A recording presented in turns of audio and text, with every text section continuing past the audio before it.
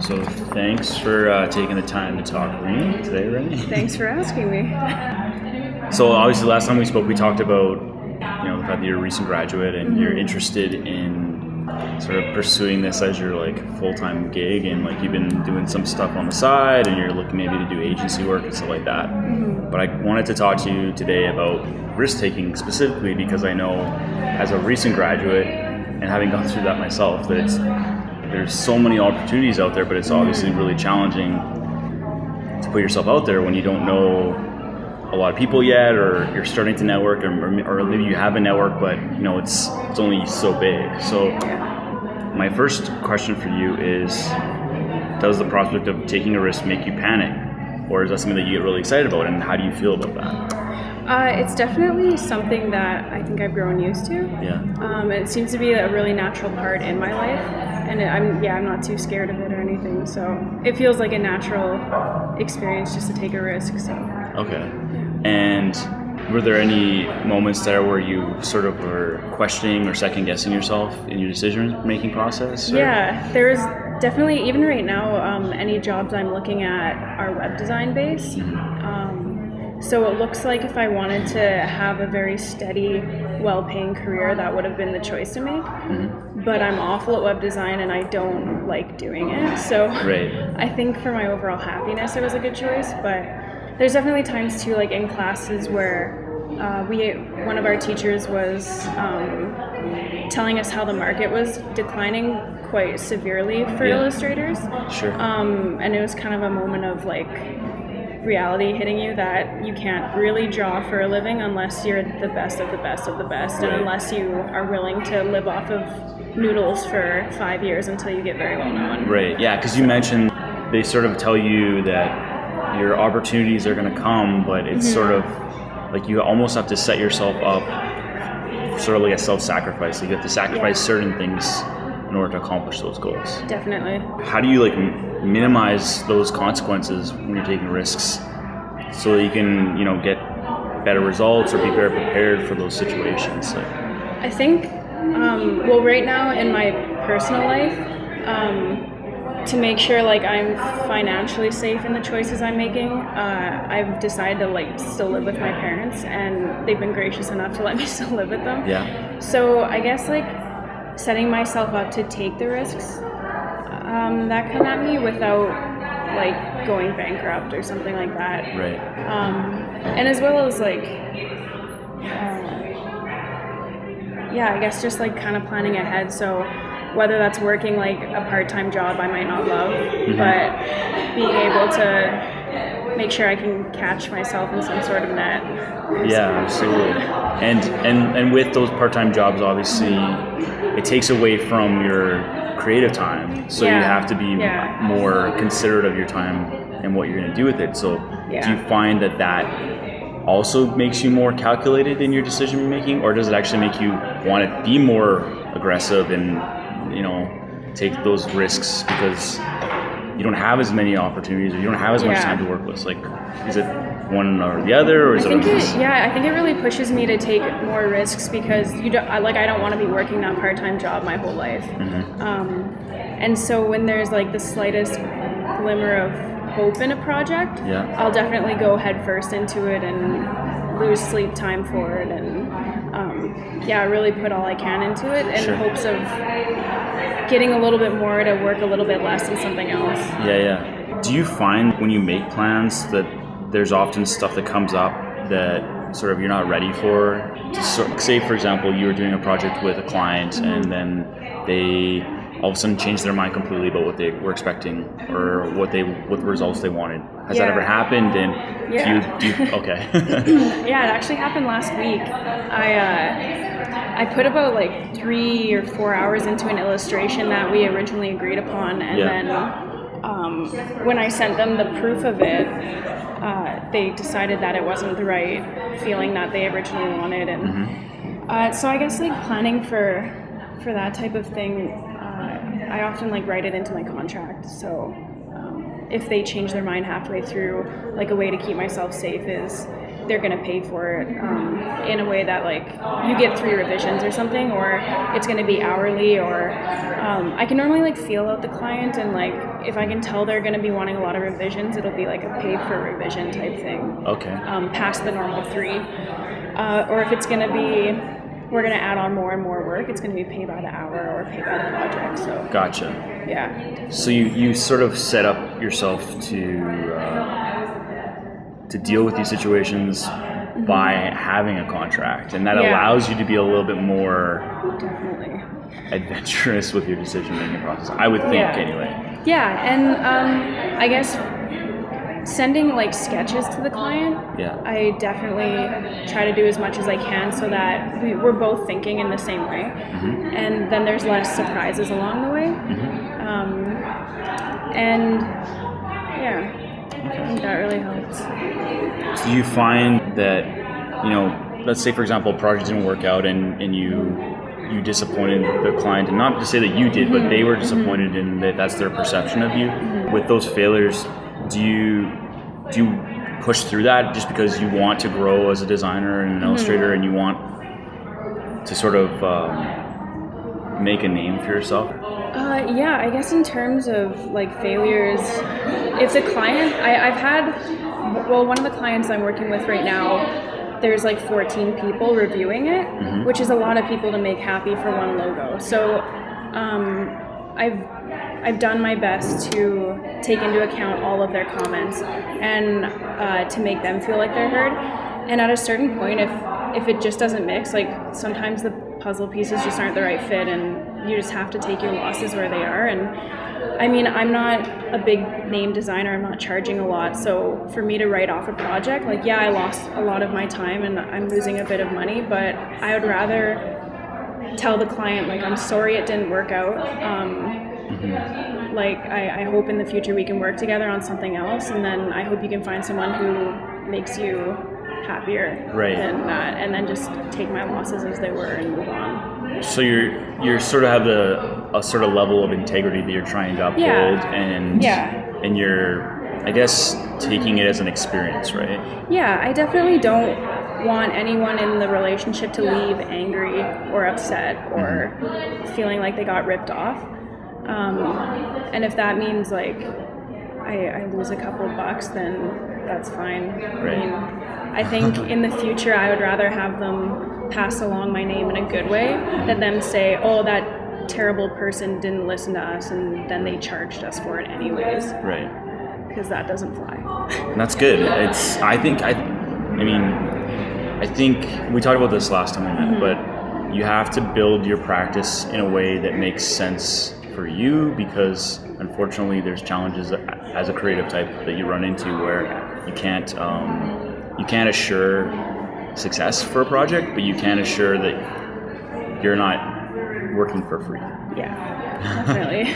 Right? Because that's not fair for anyone. No. Yeah. So speaking of contracts and things like that, do you think that rules can be broken in a contract or in your work or with individuals? And how do you deal with those situations when they come up? If they come up. I think it's definitely client-based. Like, if I know the person really well, or I get a really good feeling from them, that they're going to be consistent in what they want from me, and they're going to be consistent in just being a good person, I guess. Then if they want something that's outside of the contract or a little bit more, then I'm not going to be like, we have to rewrite this, and I need you to review this, and I need an extra of this. Okay. I'll definitely just do the extra little bit, and then a year later, a month later, they might give me an extra job. So. Right. So you're looking at it from a perspective where you're trying to build relationships, you're trying to build a client base, and you're trying to sort of not necessarily set standards, but you have standards and you're sort of working through them still, I think, right? Yeah. And I try to set up the best boundaries I can with clients, as in, like, you can't call me at 10 o'clock at night saying that you need this logo done tomorrow morning for 8 o'clock and it's a rush job, but we're not paying you extra because you're a designer, it's what you do. Right. There's certain boundaries I'll set up, and I've written into my contract now like a normal fee, which is an hourly fee, and then a panic fee. So if you're calling me and it's an absurd timeline, then it's quite a bit more. Okay, so there's like an escalation situation. Yeah. Because I definitely want both sides to respect each other's time, and I'll get the work done as efficiently as I possibly can if you respect that I have a life. Cool. So like on that note, how do you deal with people who don't respect your time, or has it happened to you yet? Yeah, it definitely has. And it's especially a problem when people get my personal phone number and they start to reach out to me on that, and I'm still learning how to deal with it in the best way possible. And it's especially hard when the relationships are not just client-based and they cross over.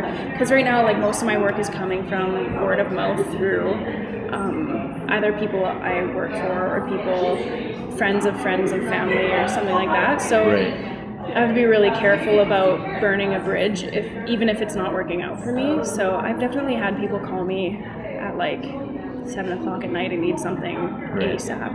And if it's someone who I value the relationship, then I'm gonna kind of suck it up and work through it. And just hope that it pays out in the end. And And then maybe the next time that person says, "Can we work together?" I might not take that up. Right. Yeah. So instead, it's sort of like you're setting yourself up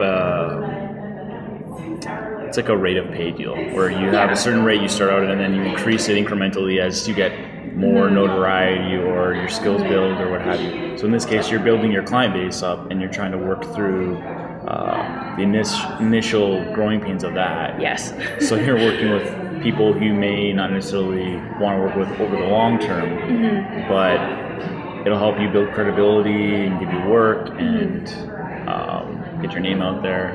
Yeah. Definitely.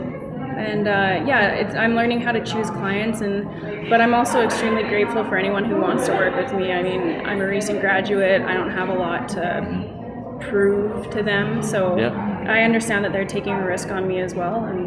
But I still want to be valued for my time and my knowledge of the past.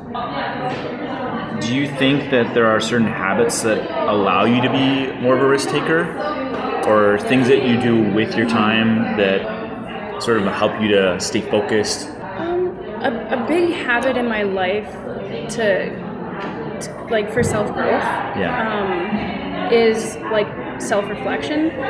So like as frequently as I can, I'll and right now I'm like also going through like a huge time of personal growth. So it's more apparent now, but I'll take a look and I'll see if there's like patterns in my life that are holding me back from things, and maybe like keeping me inside of a comfort zone, and I'll try to see like how I can break those patterns, and like a good way to just step outside of that. And I've always tried to live by the motto, like if something makes you uncomfortable, it's a good compass for self-growth, and it's a good compass to step outside and like push yourself. So I guess in that aspect, definitely. And then like music too, I find very uplifting. And is there anything you read, or are there sort of designers you look to for inspiration, or? It's really dangerous for me to look to other designers for inspiration, just because there's that risk of stealing their work. Even if you do it subconsciously, like you look at their stuff and then a month later you might be doing something exactly like it. And then you see it again and you're like, oh, I just copied them. And but there's definitely books I read to try and get in the mind. Like there's a difference between copying work and then stealing the way that someone thinks. Because if you can steal the way someone thinks and sees something, then you've just grown like personally in your perspective on life. Sure. So if I can do that, then I find the resources to do it. But, it's like a lot of podcasts online about what's her name? Dr. Renee Brown. Okay. She's like a psychologist, and she has like some really interesting topics. She wrote a book, The Power of Vulnerability. Okay, cool. and even though like it's not design related or anything, that was actually a really impactful one. Yeah, and I would tend to agree with that. I think you don't necessarily have to look at creative sources to be inspired to be creative. And if there's other examples that you can think of things you do in your life or whatever. I longboard a lot. Yeah. And that gives me, like, there's a certain amount of peace in that because I, like, can go downhill really fast, and then when you're walking back up the hill, I reflect on everything, and, like, even if I get an email from a client and they're like, oh, we want to do a logo that's, like, flowers and coffee.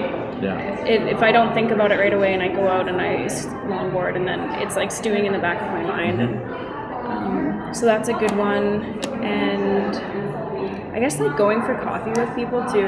Yeah. I know that's like a stereotypical one, but I don't know, when you're talking to people and sometimes they just solve your problem for you without you realizing that you even asked them the question. So and that really helps to wind down. Do you think that who you surround yourself with has an impact on your ability to be more adventurous or more of a risk taker? Yeah, 100%. Yeah. And do you have a certain mix of people or friends or family you associate with, or do you only associate with certain kinds of people? And I have a pretty diverse group of people I like to hang out with. I 100% believe that the people you surround yourself with will impact your life in more ways that you can control. So I'm pretty selective with the people I spend the majority of my time with. But yeah, if like I have a couple friends and we don't do anything but go and explore the city. So if I didn't have them, I don't know if I would be walking around late at night exploring the city by myself. Yes. And then there's friends that tell me not to do something because it's a bad idea. So I think there's certain people who help ground me, and then there's certain people who help push me. And so like the proverbial like angel and devil on your shoulders. Yeah, definitely. Yeah. Interesting.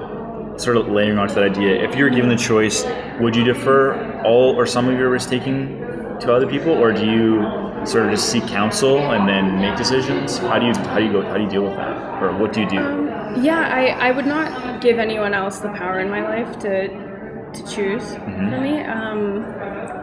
But there's definitely very select few people, like I think 3 people I would really consider their wisdom on a big choice in my life.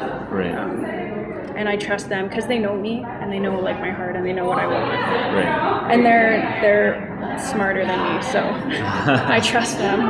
Okay. Yeah. So you think that's actually this is an interesting question. Do you think that people can become wise, or do you think some people are just inherently wise? I think that's a good question. I think both cases. I think you can become wise, but I also do think it's a gift. I have one friend, she's younger than me, and she's years wiser than me. Like, she's so much wiser than some 60-year-olds I know. Sure. It's definitely a gift. Like, she didn't just find it or read it or something. It's a gift. So, what's the best way to motivate you personally to take a risk? The thought of not changing. So if someone would offer me option A or sit still in option B, I'll take option A. Because whether there's a reward or not, I just the fear of never changing and never growing motivates me quite a lot. Oh, really? Yeah. So how does that unfold in your life? I wouldn't say like I change. Or maybe your personal relationships? Well, it's funny because I'm pretty consistent in most things, but I don't want to look back at myself in a year and see myself not gain anything within like personal growth. So if I look back and I'm still doing the same job and the same, living in the same place, and I haven't pushed myself to be more than what I am now, then that's very scary to me, because I think you can fall pretty quickly into a place of apathy and Sure. not caring if you get better, and I don't want that Right. at all. Like, I think there's value in free work. Like, I'm doing some volunteer projects, and I'm doing them because it's a cafe that's ran off of pure volunteers, and like I know it's going to help them, and it's building me skills in sign making and spatial design, because I'm learning about how people are going to interact with this design. And so like that's pushing me, and it's growing me in that area. So Awesome. hope that answered that. Yeah, I think that's a good answer. There's no wrong answers. I think we kind of talked about this a little bit. Maybe let's expand on it a bit more. Before you take a really risky project or make a really risky decision that you don't know if that's the right outcome, do you conduct research, or do you plan, or do you think about it, or do you intuit it? How do you respond in those situations?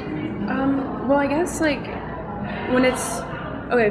For starting out, if I accept the project or not, it's mostly intuitive. Like if I get a really bad feeling from it, I'm gonna trust that, and I'm gonna know that it's probably not a good idea. But if I end up leaping into the project, then I do a lot of research, and I try to set myself up as best as I possibly can to not fail. And Right. If it fails, then it fails, and you move along to the next thing. But anything I can do to prepare myself for the outcome will be done. Okay, that makes sense. And then this is sort of expands on that idea as well, but I think you kind of answered is, do you consider pros and cons before you make a decision? Yeah, I'm definitely one of those list people who writes pros and cons and then tries to make the pros more, and then, yeah. Sure. So you use intuition, but you also are using, your thought processes as well to make your decision. Yeah. Do you lean to more than one way than the other, or? Well, what I've been learning about myself is that I'm an extremely an emotional person, and which makes me an impulsive person, which used to impact a lot of my decisions. So now I try to give myself enough time to first be responsive to it and take my gut instinct, and then I consult a couple people in my life if it's a really big decision, and try to do the research on it and make the list, and then whatever lines up, and if it doesn't, then I let it go. So would it be safe to say that you always have options, a plan B, or when you're making a decision in case there's anything that goes wrong and sort of leaves you in a bad place, so to speak? I think for the most part, I always have a plan B, whether it's subconsciously or not, whether I plan it out or,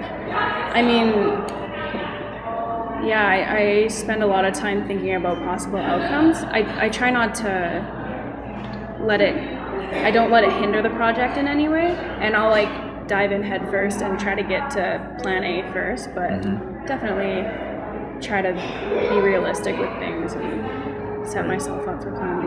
Okay. So this is a two-parter. When do negative consequences prevent you from taking action? And then on the other side of it, what situations would prevent you from even starting a project? So I guess the negative consequences. Well, like I said, I guess I used to be pretty impulsive about my decisions, so I'd find out the negative consequences afterwards. So sometimes that was getting excited about a job and not putting in a contract first, and then being burned by that. But I think for any negative consequences, I kind of have a life motto of I take my work and my relationships very seriously, but I don't take myself very seriously. So if something is gonna harm my relationships or potentially not harm my business, but harm my relationships, then I'm going to be extremely cautious about what I'm doing, because those are the things I value the most. So nothing's really worth risking those. That makes sense. I'm sorry, what was part two? In what situations would you completely avoid doing something? What's too risky to even consider a job, or You can even just extend that to like your life in general, but I guess if it deviates from my heart's desires, then I'm not going to do it. Like, I was offered a job in Toronto, which was like a really cool job, and it was really exciting, but like, I love my city, I love Edmonton, and I never want to leave Edmonton. So that's a risk I wouldn't take, is going there. But yeah, there's not too many risks that I wouldn't consider or try, I don't think. Why do you think that some people believe chance has a lot to do with being successful? I think that most people see a person's life from the outside perspective, and you see glimpses of someone's life, and you don't see how hard that person has worked to be where they are. There is some luck involved in who you know, and if you're at the right place at the right time, but most people have worked extremely hard to be in the right place at the right time to see that person and get the chance. Right. So I think people judge too quickly and don't really analyze fully. And I would assume that you are not one of those people. No. I understand how much work it takes, and I try my best to understand it. Right. So I would guess that you probably believe in the saying, you make your own luck? Yeah. Yeah, fully. Awesome. Cool. Okay, and then my last question, and this is kind of a fun one, but do you believe that people have a destiny? I definitely believe that like there's a plan for my life, and there's a greater purpose for my life, but I also believe that I have the choice to follow that path or not. And I think it goes for everyone, and it just depends if you kind of tune into that and if you're able to follow that path. Right. So on that same sort of note, do you think then that risks are really more like opportunities, and as a consequence, if you don't take an opportunity, maybe you won't ever meet your sort of purpose or what you really are trying to do with your life? Yeah, it's actually funny because when you originally asked me about risk, like, I really had to like sit down and think about what a risk was, because I don't see a lot of areas in my life where I'm like, oh, I'm taking a huge risk today. I just kind of see it as like an opportunity to not take or to take and like see what happens. And I have a lot of faith that not a lot of harm is gonna come to me from these risks, and that things will generally work out in the end, whether it goes crashing in flames or it goes amazing. But so the reason why I chose to not use the word opportunity, I did this consciously. I wanted to see if you were going to respond to it positively or not. I kind of thought you would, but it's kind of nice when, I mean, we talked about this, right? Like when you know what a person's like, or you get a sense of the person just in that initial contact, and you're like, this is someone I could have an interesting conversation with, or maybe we could do something interesting together. So I think maybe it was like a little sneaky, but that's why I did it. I passed the test then? Yeah. Good. That's cool. That's funny. I'm glad you did that. Yeah. It made me like analyze my life a lot, actually, and think about like what risks I've taken and what ones turned out well and what ones didn't. So yeah, it was really interesting. I mean, just to sort of circle back to the whole like purpose of this, and again, thank you so much for like doing this, because I think it's awesome.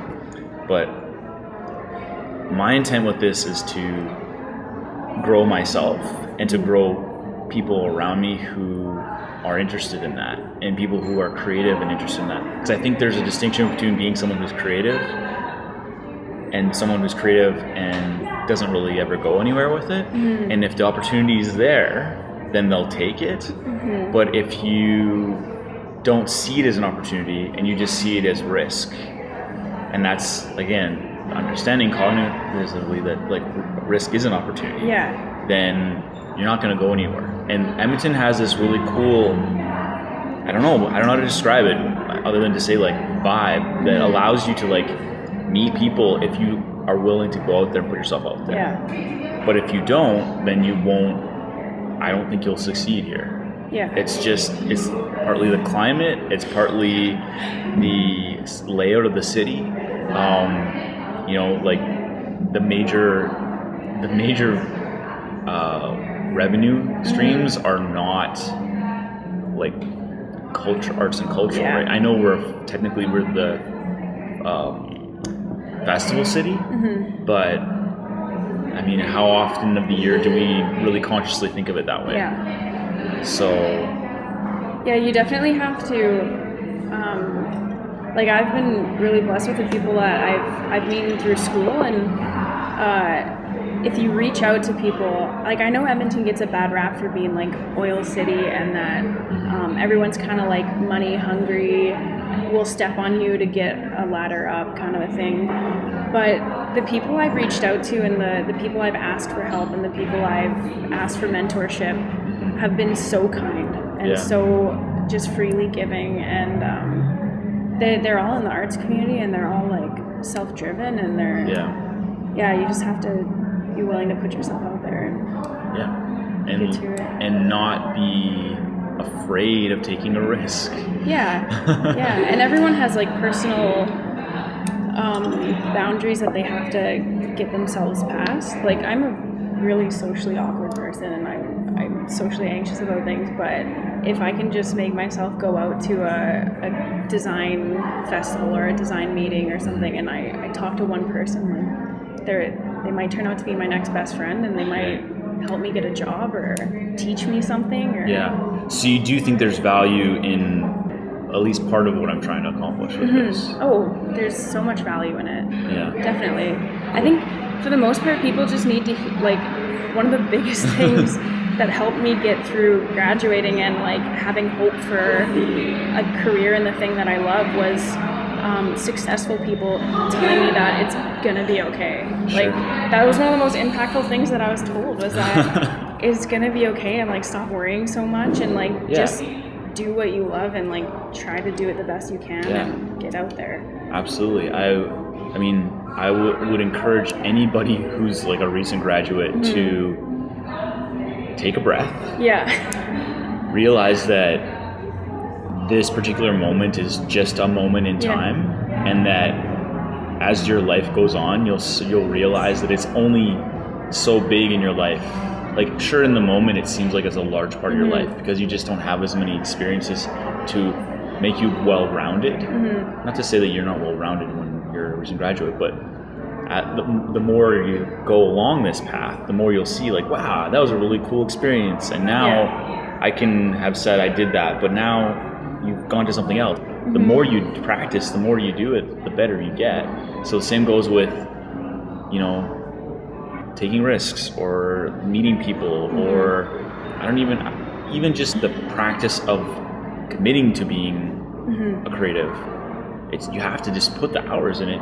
Have you ever read Malcolm Gladwell? No, I haven't. So he has this book, it's called Outliers, I think. Okay. And he talks about mastery. And he says that anything that you want to do mastery, you have to spend at least 10,000 hours.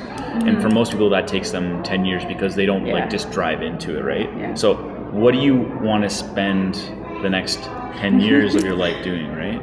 Yeah. Do you want to wake up and, like, as an example, I've been working in marketing for 8 years. Is that something that I want to be a master in? Not necessarily, but it's helped me in my other aspects of becoming a better business person, becoming a better critical thinker, because it's really stressful working in marketing. But having gone through that, I did that for that long and I'm really good at it, but was that really what I wanted to be, what drove me for the past 8 years? Maybe, maybe not. And either way, you get, like you said, you get skills and everything from it, right? That you can put towards your next 10 years of something. It's interesting. Yeah, it is. It's definitely. So I think this is really, really valuable, and I think the more risks that you're willing to take, the further you'll go. I agree. And like, I don't think you have to be scared of failure either. Like, failure is such a good tool to learn. And even like the failed client relationships that I've had, like I can go back and look at why they failed and like what I did wrong and like what they did wrong. And yeah, I don't think failure, our society makes failure out to be such a terrible, horrible thing, and it's not. No. It's natural, and it happens, so. we grow out of adversity. It's like a really Yeah. lame cliche, but it's true. But it's true, yeah, and it works. So Cool. Well, that's all I wanted to talk about today, Renee. So thank you, and I'm gonna turn off the tape recorder. sounds good. Thanks for having me.